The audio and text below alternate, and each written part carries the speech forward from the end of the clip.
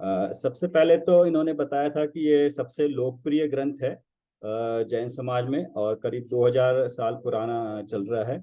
इसको आचार्य उमास्वामी ने लिखा है, जो कि आचार्य कुंदमुन के पट्ट शिष्य थे। और इस पर वैसे तो 2000 साल से अनेक टीकाएं लिखी गई है तरह तरह की, और बहुत संक्षिप्त में या बहुत विस्तार से भी लिखी गई हैं। और उसके बाद फिर भी ये जो अभी ये भारिल जी है, उनकी इच्छा थी कि जो उनका पूरा जीवन का सीखा है, उसका उपयोग लेते हुए इसमें अ, अपना स्वाध्याय के साथ साथ सभी उनके जो जानने वाले पढ़ने वाले हैं मुमुक्षुओं के लिए उन्होंने ये तत्वार्थ मणि प्रदीप, ये पूर्वार्ध है, इसके अलावा एक और किताब है उन्होंने लिखी है। अ, इसमें जो प्रतिपाद्य वस्तु है वो आत्मा के बारे में है, या मोक्ष से लेके मोक्ष के मार्ग से लेके मोक्ष प्राप्त करने तक सारा का सारा इसमें दिया गया है। तो जो सबसे पहले मंगलाचरण किया गया है वो सर्वार्थ सिद्धि का मंगलाचरण है, जिसमें वितरागी, सर्वज्ञ और हितोपदेशी भगवान हमारे देव का जो स्वरूप है उसको बताया गया है, और बताया गया कि वो उसका हम इसलिए वंदना करते हैं कि वैसे ही गुण हम में भी आ जाएं। और वही जो स्वरूप है अरहंत का और तीर्थंकर का, सभी का स्वरूप वही है। वो वीतरागी हैं, सर्वज्ञ हैं, और हमारे हित के लिए उपदेश देते हैं सभी भव्य जनों के लिए। और उसके आगे उन्होंने बताया था कि मोक्ष मार्ग का जो सबसे पहला था, तो वो मोक्ष मार्ग क्या है। वो कहा सम्यक दर्शन, सम्यक ज्ञान, सम्यक चारित्र, इन तीनों की एक रूपता ही मोक्ष का मार्ग है। उसके बाद अगले में उन्होंने सम्यक दर्शन को परिभाषित किया था, तत्वार्थ श्रद्धानम सम्यक दर्शनम। तत्व, जो सात तत्व हैं, उनकी जो श्रद्धा है, सच्ची श्रद्धा है, वही सम्यक दर्शन है। तो तत्वार्थ में बताया था, तत्व जो तत्व पदार्थ होते हैं उनमें जो भाव होता है वो तत्वार्थ होता है।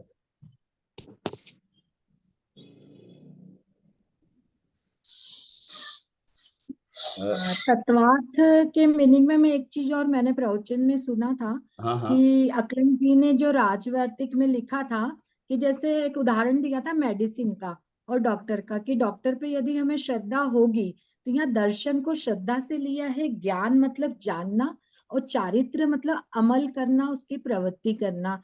तो उन्होंने ये दवाई का उदाहरण दिया था कि जैसे वैद्य पे हमको जब तक भरोसा नहीं होगा, तो वो उन्होंने इसको सम्यक दर्शन से लिया है। और फिर जैसे हमको श्रद्धा है उन पर, और फिर यस। हम दवाई खाएंगे, तो मतलब उसको किस तरह से लेना है, यदि हमारे पास दवाई है हम उसके बारे में नहीं जानते कि उसको कैसे लेना है, और फिर उससे ही मतलब शरीर निरोगी होगा। तो मतलब दर्शन को श्रद्धा से, ज्ञान को जानने से, और चारित्र को अमल करने से ये लिया है। और मतलब ये भी उन्होंने कहा है कि तत्वार्थ मतलब जब तक हम किसी चीज का भाव नहीं समझेंगे, तो गोदा जी के प्रवचन में भी आया है कि पानी का मटका रखा है पर ग्लास नहीं है। आपको जब तक नहीं पता होगा कि ग्लास क्या है, मतलब भाव नहीं पता होगा, तो आप ढूंढ के भी ग्लास नहीं ला सकते हैं। और यदि आपको पता होगा कि ग्लास क्या है या उसकी आकृति का कुछ भी भाव होगा, तो आपको यदि ग्लास नहीं भी मिलेगा तो आप पानी पीने के लिए कोई भी वस्तु ला सकते हैं। तो इसमें सम्यक दर्शन और इसमें तत्वार्थ में यही है कि उस पर पहले श्रद्धा करो, उसको अच्छे से जानो, फिर प्रवृत्ति करो। और मतलब इसमें तत्वार्थ सूत्र के जो है उसमें मतलब सब कुछ आ गया है जैनागम का।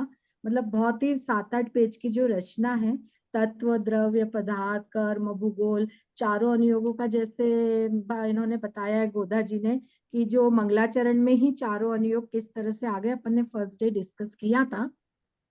तो बस इतना जो मतलब मैंने थोड़ा बहुत पढ़ा है। और बताना और कोई ने इसके बारे में, निरंजना जी, प्रीति जी कुछ प्रकाश डालना चाहते हैं। और कुसुम जी का कल मेरे पास मैसेज आया था कि आप अपन एक एक पैराग्राफ पढ़ें और फिर डिस्कस करें। तो बोले ज्यादा अच्छा रहेगा, मतलब उन्होंने ये सजेशन दिया था।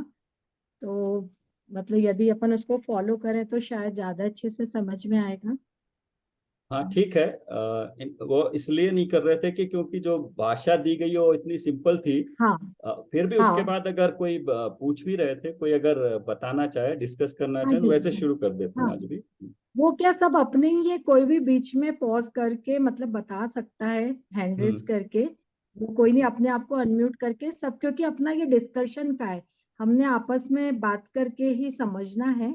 तो मतलब सबके लिए ओपन है, किसी को परमिशन की जरूरत नहीं है, हम सब साधर्मी है। तो हाँ हाँ। कुसुम जी, प्रीति जी, निरंजना जी, जो भी कहना चाहते हैं, जो हमें नहीं पता और आपको पता है, तो प्लीज बताइए। या किसी पॉइंट को फिर से रिपीट करके समझ में आए वैसे भी कर सकते हैं। हाँ जी हाँ जी। जो भी बताना चाहते हैं, निरंजना जी हैं हमारे साथ में, कुसुम जी हैं, यदि वो कुछ बताना चाहे, प्रकाश डालना चाहे, तो प्लीज अनम्यूट कीजिए और बताइए।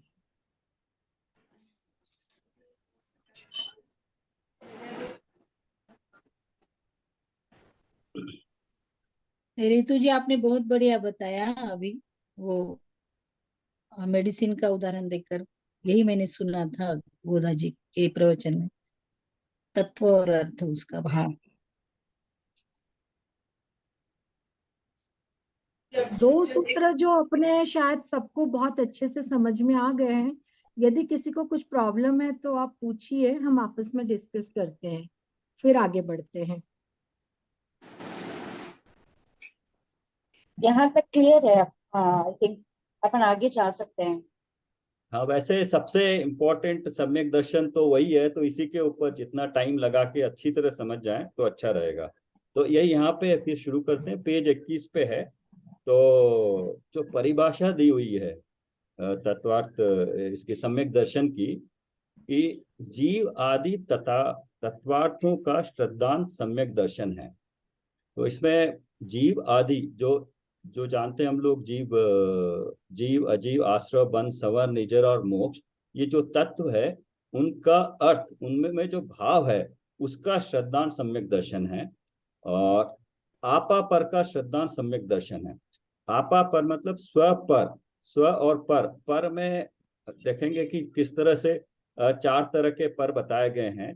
एक तो प्रत्यक्ष रूप से जो विभिन्न है, संयोग है, वो एक पर है। उसके बाद हमारा जो शरीर है, नौ कर्म है, वो एक क्षेत्रवाही होने से वो एक पर है। और नंबर 3 का है जो एक क्षेत्रवाही बाकी के कर्म है, द्रव्य कर्म है, वो भी पर्व है, पर है। और जो चौथा बताया गया है कि पर में, हम में, इन पर के निमित्त से जो उठने वाले राग द्वेष के भाव है, मोह राग द्वेष के भाव, शुभ अशुभ के भाव है, वो भी पर बताए गए हैं। क्योंकि वो एक समय की पर्याय है, हम में ही होती है, लेकिन वो एक समय का होने के कारण और हमारे त्रिकाली ज्ञायक स्वभाव का लक्ष्य न होने के कारण उनको भी पर गिना गया है।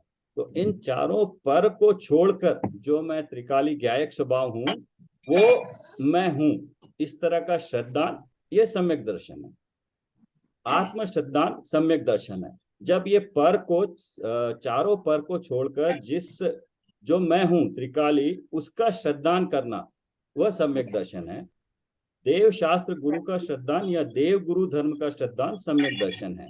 ये इसको आत्म श्रद्धान को निश्चय सम्यक दर्शन बोलते हैं, और देव शास्त्र गुरु का श्रद्धान या देव गुरु धर्म का श्रद्धान, ये भी सम्यक दर्शन है। इसको व्यवहार सम्यक दर्शन कहा गया है। लेकिन यह बताया गया है कि जब तक कि आत्म श्रद्धान नहीं होगा, ये भी व्यवहार सम्यक दर्शन नहीं कहलाता है, उपचार से कह देते हैं। इन सबका समन्वय पंडित टोडरमल जी के मोक्ष मार्ग प्रकाशक में विस्तार से एक किया बार है। आपा पर का वापस, जो आपा मूलतः पर का वापस रिपीट कर सकते हैं आप? 4 प्रकार का पर बताया ना, वापस वापस आप रिपीट कीजिए ना हाँ प्लीज। हाँ। हाँ सेकंड तो पॉइंट। हाँ तो सबसे पहले जो प्रत्यक्ष रूप से पर है, जो हमारे शरीर से एक क्षेत्रागार से अलग नजर आते हैं, जिनका परिणमन ही स्वतंत्र है। तो जो संयोग है, वेदनीय कर्म, नाम कर्म के, वेदनीय कर्म के कारण जो हमें संयोग मिलते हैं, वो उसमें कई तरह के हो गए। आप सबसे पहले अपने माँ बाप, भाई बहन, धन धान्य, चल अचल, गांव शहर देश संसार लोक, ये पूरा प्रत्यक्ष रूप से पर है। जो प्रत्यक्ष रूप के जिसका अस्तित्व ही अलग है वो एक पहला पर हो गया। और उनका पर इसलिए भी है कि उनका संयोग होता है, कुछ समय के लिए होता है, उसके बाद बिछुड़ जाते हैं। कि हम बचपन में आते हैं तो माँ बाप का संयोग होता है, बड़े होते हैं माँ बाप का छूट जाता है, अपने बच्चे को बेटियों का दोस्तों का संग होता है। तो इस तरह से वो जुड़ता है कुछ समय के लिए, फिर बिछुड़ जाता है। तो ये पहला हुआ। दूसरा है जो हमसे निकट में है, एक क्षेत्रावगाही है, ये नो कर्म जो शरीर है, इसका कर्ता आहार वर्गना है, ये शरीर है, ये नंबर 2 का पर है। और नंबर 3 का है जो हमारे ही कई चीजें हमारे ही आत्मा के एक क्षेत्रावगाही संबंध है, वो है 8 जो द्रव्य कर्म है, वो भी पर है तो हमारे साथ ही, लेकिन वो भी पर है, बट वो दिखाई नहीं देते। उनका जो रूप है वो हमें शरीर के रूप में दिखाई देता है। बाकी सब म्यूट हो 3 हो गए। और जो चौथा है वो उठने वाले, हम में उठने वाले जो शुभ अशुभ के भाव है, राग द्वेष के भाव है, वो उठते तो हम में हैं, लेकिन वो उनको पर इसलिए कहा गया है कि वो एक समय की पर्याय है, उन पे हम दृष्टि लगाने से हमारा मोक्ष नहीं होगा, इसलिए उनको भी पर की श्रेणी में रखा गया है। तो ये 4 तरह के पर इस तरह से बताए गए हैं।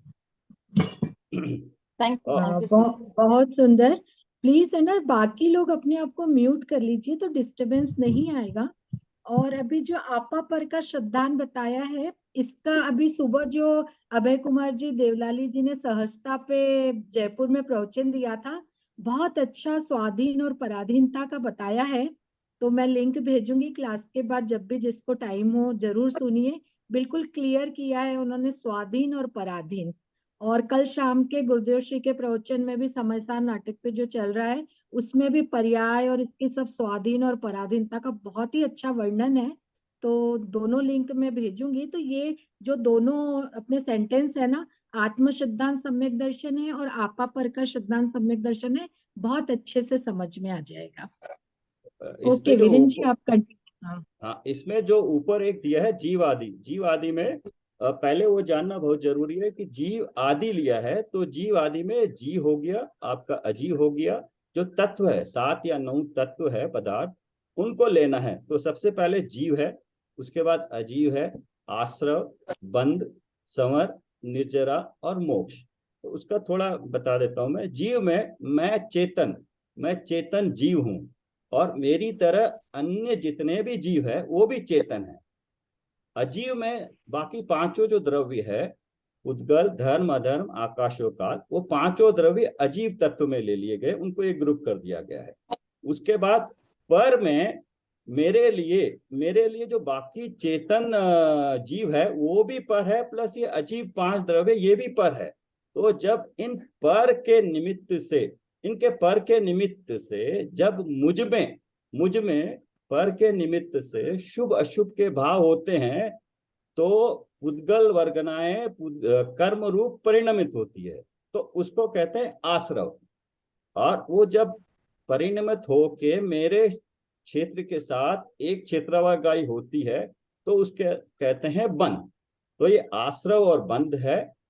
उसके बाद वही उसी पर को, अगर पर को हम निमित्त नहीं बनाकर हम अपने ज्ञान को अपने ज्ञायक स्वभाव पे लगाते हैं, अपने ज्ञायक स्वभाव जो त्रिकाली है, परिणामिक भाव है, उस पे लगाते हैं, तब हमारा जब श्रद्धांत सम्यक होता है, अनंताबंदी कषाय जो है सो अप्रत्याख्यान वरण होकर उदय में आती है, तो उस वक्त हमारा ये समझ शुरू होता है, कर्मों का आना रुकता है, नए कर्मों का, और पुराने कर्मों की जो खिरना होता है उसको कहते हैं निर्जरा।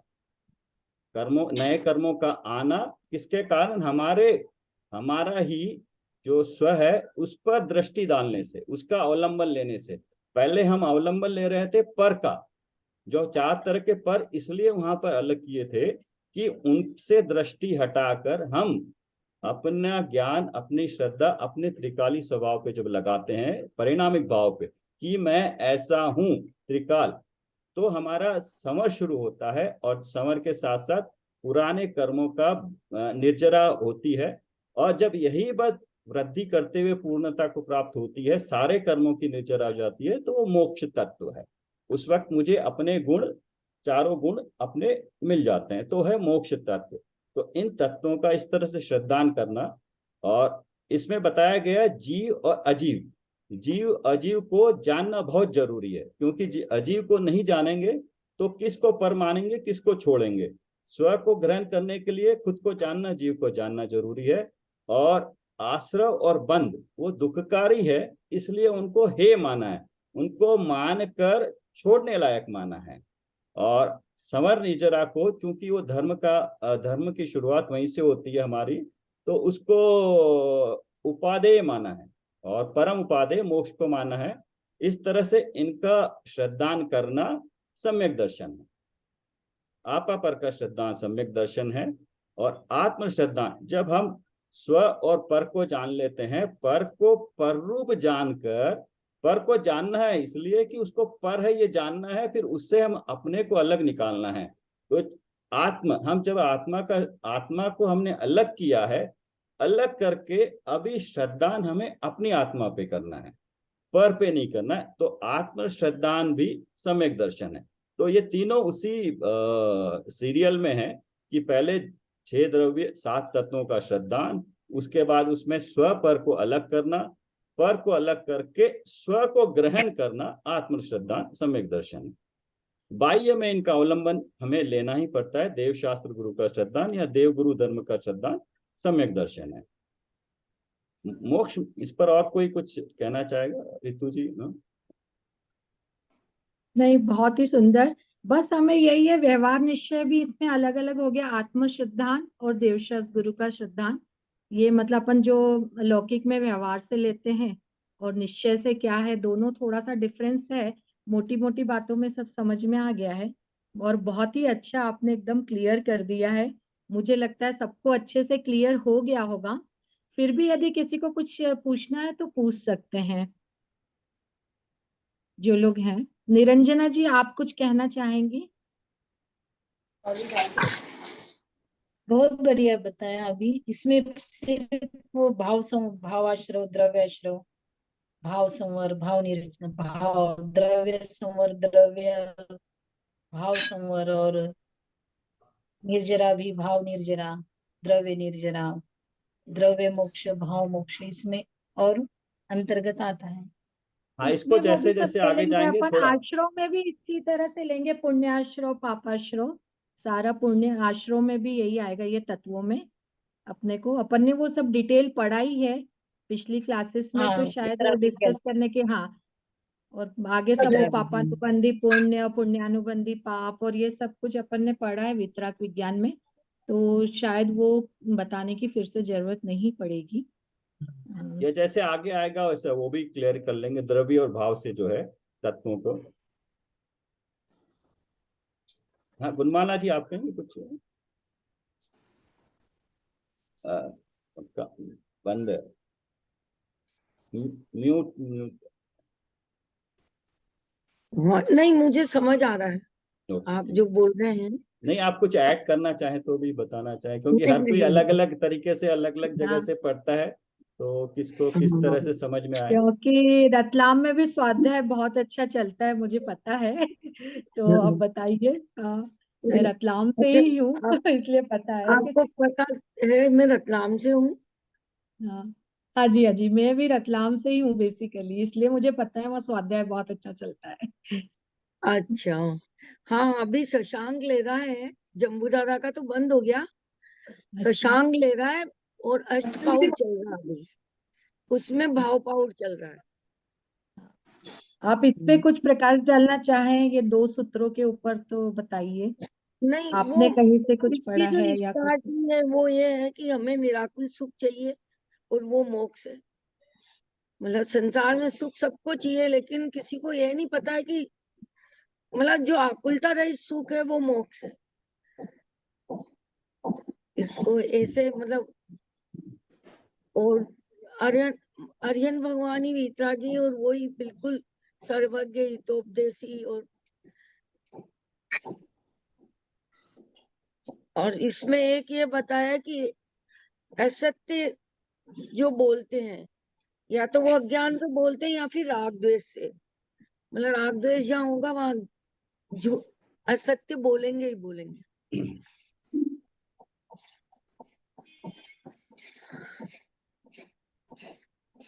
बढ़े आगे निरंजना जी। मेरी आज किताब आएगी मेरे पास, हाँ आज नहीं है, आज भी नहीं है, अच्छा, योगिता जी के अगले पास बुक है? नेक्स्ट। योगिता जी के पास जो भी पढ़ना चाहे आ सकते हैं आगे, अपने आप को अनम्यूट करके। हर इनफैक्ट हर को थोड़ा थोड़ा एक दो पैराग्राफ जरूर पढ़ना चाहिए, सारे लोग इन्वॉल्व हाँ होंगे इस तरह अब से। हाँ कहाँ से पढ़ना है ये सम्यक दर्शन की उत्पत्ति की अपेक्षा भेद? नहीं, 21 हाँ पेज जी हाँ नंबर 21, पेज नंबर 21, हाँ सेकंड पैरा, मोक्ष मार्ग प्रकाशक के। बोलू मैं? हाँ हाँ बोलिए। हाँ जी, बोलिए बोलिए। मोक्ष मार्ग प्रकाशक के उक्त प्रकरण में न केवल सम्यक दर्शन की चारों परिभाषाओं में सहेतुक समन्वय स्थापित किया है, अपितु वहां तत्वार्थ सूत्र में समागत तत्वार्थ सिद्धांत नामक परिभाषा की मुख्यता क्यों की है, ये भी बताया है। लगभग 8 पृष्ठों का उक्त प्रकरण विस्तार भय से यहाँ देना संभव नहीं है, अतः यहाँ यह अनुरोध किया जा रहा है कि जिन लोगों को उक्त विषय में विशेष जिज्ञासा हो उन्हें उक्त प्रकरण का स्वाध्याय अवश्य करना चाहिए। यद्यपि दर्शन शब्द का अर्थ देखना होता है, सामान्य अवलोकन होता है, तथापि यहाँ मोक्ष मार्ग का प्रकरण होने से दर्शन शब्द का प्रयोग श्रद्धान के अर्थ में हुआ है। श्रद्धान का अर्थ प्रतीति है, विश्वास है। इस प्रकार तत्वार्थ की प्रतीति ही सम्यक दर्शन है। तत्वार्थों को जाने बिना प्रतीति संभव नहीं है। यही कारण है कि आगे तत्वार्थों के नाम गिनाकर उन्हें जानने के उपायों की चर्चा आरंभ करेंगे। उक्त तत्वार्थों को जानकर ये यहाँ ये समझ ऐसे बोलते हैं ना कि 7 तत्वों को जानने से क्या प्रयोजन है, तो ये है कि 7 तत्वों को जानेंगे तो अपना श्रद्धान सही होगा। आगे तत्वार्थों के नाम गिनाकर उन्हें जानने के उपायों की चर्चा आरंभ करेंगे। उक्त तत्वार्थों को जानकर उनके श्रद्धान को सम्यक दर्शन की उत्पत्ति किस प्रकार होती है, स्वभाव से या अधिगम से, अर्थात अपने आप या परोपदेश से। आगामी सूत्र में उक्त संदर्भ में वस्तु स्थिति को स्पष्ट करेंगे।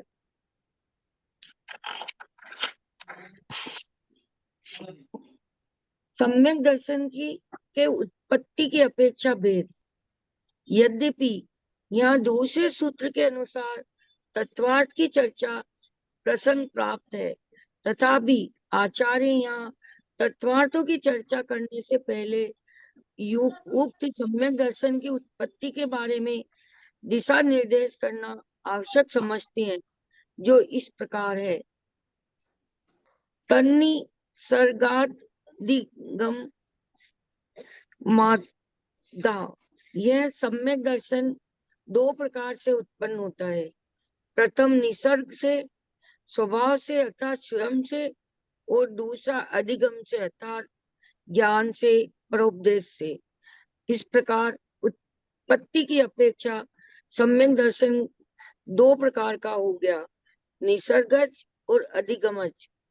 यद्यपि यह अकाट सत्य है कि देशनालब्धि के बिना सम्यक दर्शन की उत्पत्ति नहीं होती, तथापि निसर्गज सम्यक दर्शन और अधिगमज सम्यक दर्शन में अंतर मात्र इतना ही है कि निसर्ग सम्यक दर्शन वालों को वह देशनालब्धि पूर्व भव में प्राप्त हो जाती है और उसके संस्कार के निमित्त से वर्तमान भव में साक्षात उपदेश के बिना ही सम्यक दर्शन की प्राप्ति हो जाती है। इस प्रकार हुए सम्यक दर्शन को निसर्ग सम्यक दर्शन कहते हैं। गुणमाला जी थोड़ा रुकिए, थोड़ा निसर्जन और अधिगमज को समझ लेते हैं। निरंजना जी, आप बताना चाहेंगे इसके बारे में? अभी पैराग्राफ में बताया ये जो निसर्गज है, निसर्गज है वो, उसमें भी देशनालब्धि है, लेकिन उसमें पहले भाव की देशनालब्धि है, इसलिए अभी इसी भाव की नहीं है, और जो इस भाव में जो देशनालब्धि है उसको अधिगमज कहा गया है। इसमें विकास जी की जो किताब है, उन्होंने अपने प्रवचन में कहा था कि जैसे फूल का कांटा होता है वो नेचुरल होता है, और एक कांटा होता है जो चाकू तीर वगैरह को बनाते हैं, तो दोनों की नोक का जो प्रभाव है वो तो सेम है, लेकिन एक है नेचुरल है और एक को बनाई गई है। तो इन ये अधिगमज और निसर्गज को समझाने के लिए उन्होंने इस तरह बताया था।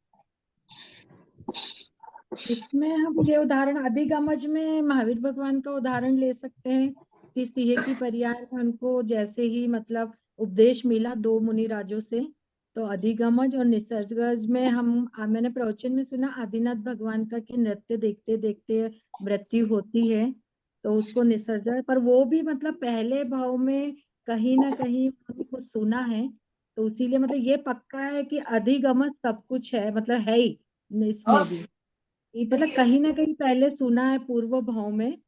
तो हमें मतलब अधिगमज और उसको दोनों को साथ ही साथ लेंगे, ये पैराग्राफ में पूरा दिया हुआ है कि साक्षात उपदेश नहीं है पर पूर्व भाव के संस्कार हैं। तो हाँ, जैसे अभी भी इसी हमारे जो जिनवाणी के संस्कार हैं हम में पढ़ रहे हैं बीज, वो कहीं ना कहीं अगले भाव में भी काम आएंगे, इसी के जिससे बल दिया से हुआ है। नरक में भी सम्यक दर्शन हो जाता है। हाँ जी, हाँ जी। अपनी मीटिंग 10 मिनट में खत्म हो जाएगी। नेक्स्ट क्लास ट्यूसडे को होगी, तो बस जब तक चलती है 10 मिनट अपन करते हैं चर्चा, उसके बाद में सब लोग इस पे प्रवचन और ये सुनेंगे, फिर ट्यूसडे को डिस्कशन करेंगे अपन फिर से। और जिसके भी जो क्वेश्चन है वो लिख लीजिए, तो कल की क्लास में मैम से पूछ लेंगे फिर, जो नहीं समझ में आ रहा है हमें। पढ़िए गुणमाला जी आगे।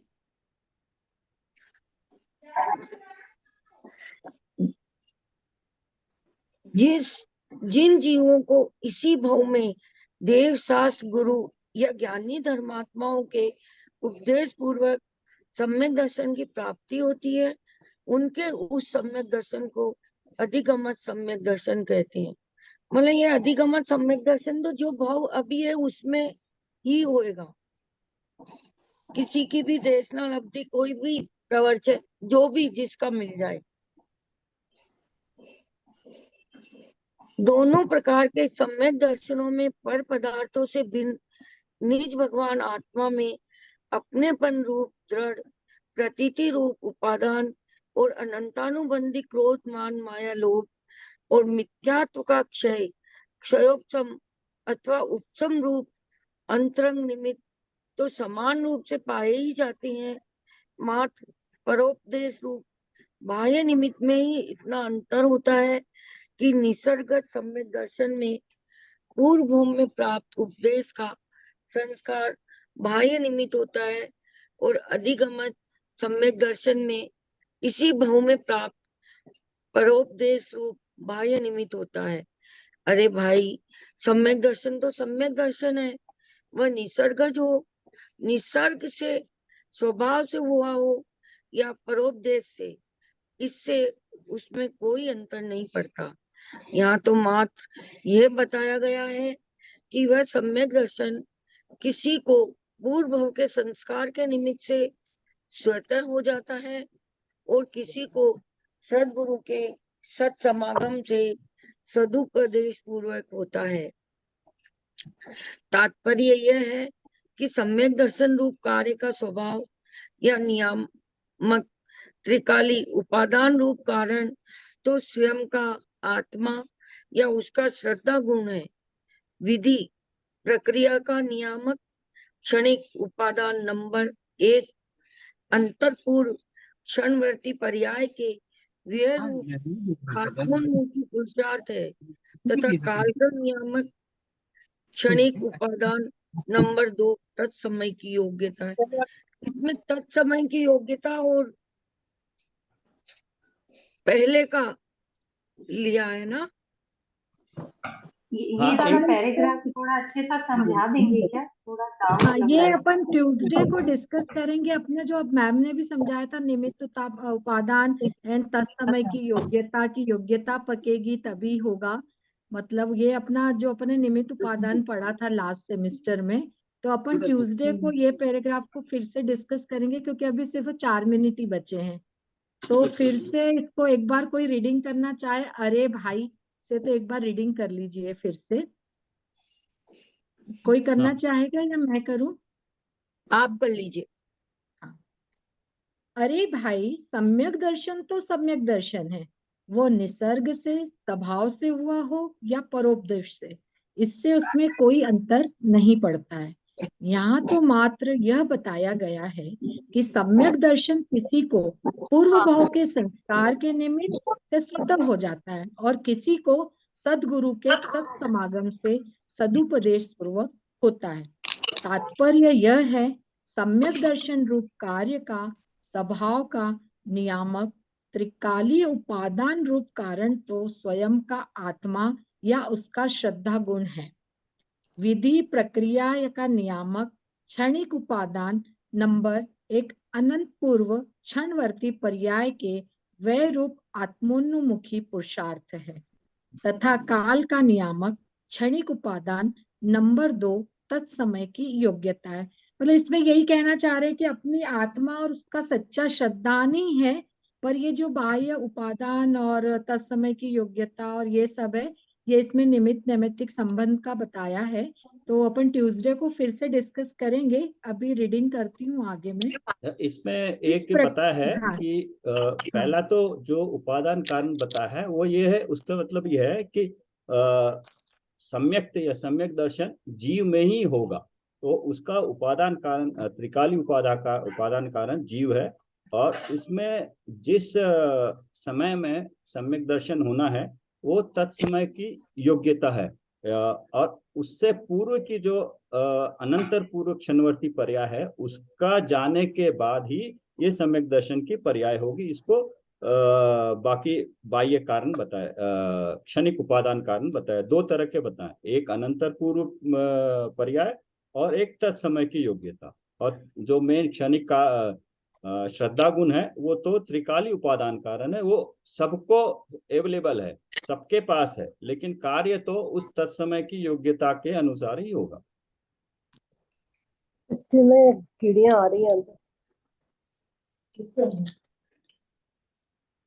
कारपेट के पास। एक और पैराग्राफ कर सकते हैं। इस प्रकार सम्यक दर्शन के उत्पन्न होने रूप कार्य का स्वभाव का बाहर गर्मी है ना, तो सब अंदर आ रहे।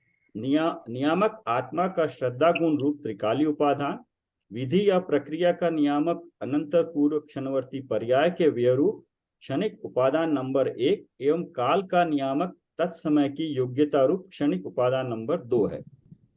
जब उक्त उपादानों के बल पर अंतरोन्मुखी पुरुषार्थ पूर्वक सम्यक दर्शन रूप कार्य उत्पन्न हो रहा होता है, तब निमित्त के रूप में तत्संबंधी कर्म का उपशम, क्षयोपशम अथवा क्षय रूप अंतरंग निमित्त तो होता ही है।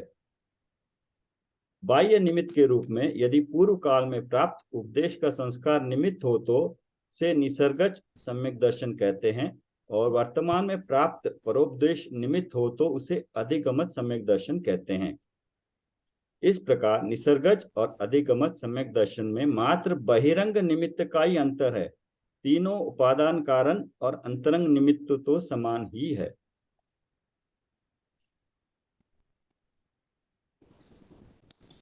यहाँ पर ये 23 नंबर पे ये सम्यक दर्शन का खत्म होता है। इसके बाद 7 तत्वार्थ है, तो इसको हम कल से अगली क्लास से शुरू करते हैं। इसी पे चाहे तो और डिस्कस कर लेते हैं, कुछ 2 मिनट और है। उसमें भी लगता है कि जो 5 लब्धियां हैं सम्यक दर्शन में उत्पन्न होने में, वो भी हमें समझना चाहिए। कि इसका बताया ना, कर्मों का क्षय उपशम और क्षयोपशम, हाँ, वो यस, हाँ, वो अपूर्व करण अनिवृत्त करण, इसमें लब्धियों में, ये 5 लब्धियों में तो 4 लब्धियों तक मिथ्या दृष्टि जो भी जा सकता है ऐसे बताया है, लेकिन जो 5वीं करण लब्धि है उसमें जो पुरुषार्थ होता है, यदि करण लब्धि में ये जीव प्रवेश करे तो उसे नियम से सम्यक दर्शन की उत्पत्ति होती है। और जो पहले जो 4 लब्धियां हैं, क्षयक्षम, नाम बताएंगे एक बार? देशना लब्धि, प्रायोग्य लब्धि, और एक कौन सी, अ, 5 पहली देशना लब्धि है। क्षयक्षम, हाँ नहीं, क्षयक्षम फर्स्ट लब्धि, क्या है? देशना लब्धि, प्रायोग्य लब्धि, करण लब्धि, और एक लब्धि छूट गई है मेरे कोई तो भी। विशुद्धि लब्धि। हाँ विशुद्धि लब्धि। तो विशुद्धि लब्धि, इसमें, हाँ। हाँ तो ये जो आपने कहा है ना कि इसमें तो कर्म का क्षय उपशम, तो ये जो हमारा दर्शन मोहनीय और चारित्र मोहनीय जो है कर्म के भेद, उसमें जो महत्व है मेन तो दर्शन मोहनीय है। दर्शन मोहनीय के भी 3 भेद होते हैं, मिथ्यात्व, सम्यक मिथ्यात्व और सम्यक प्रकृति। तो सम्यक दर्शन और उसमें 7 प्रकृति, मतलब ये 3 दर्शन मोहनीय की 3 मेन, मतलब मिथ्यात्व, सम्यक मिथ्यात्व और सम्यक प्रकृति, ये 3, और अनंतानुबंधी, क्रोध, मान, माया, लोभ, ऐसे ये 7 प्रकृतियां हैं। तो इसमें से 7 प्रकृतियों का क्षय